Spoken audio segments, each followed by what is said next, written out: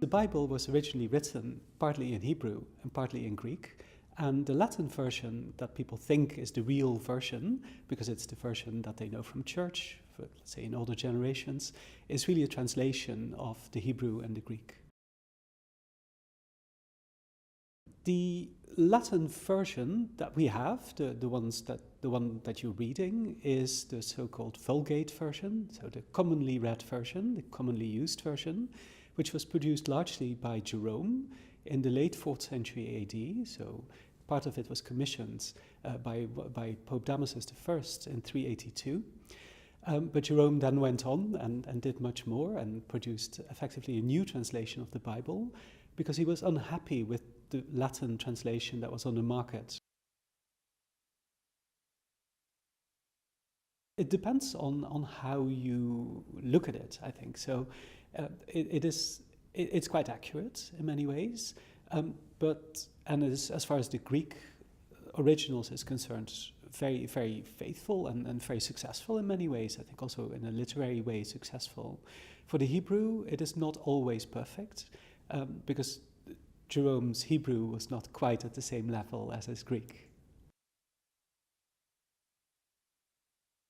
I think it does. So you can read the Vulgate as an original, effectively, so not as a translation, but as a text that is conceived as a text to be read on its own rather than as a translation.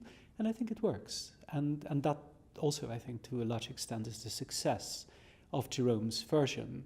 So Jerome was a literary author who also wrote his own works, and he has found a style for the different parts of the Bible, and different parts of the Bible really require a different kind of style. So Genesis is not the same as, let's say, the book of Daniel or the Acts of the Apostles or the Gospels, and he's found a style for all of these bits and parts that works. So it's actually it's quite an achievement in many ways.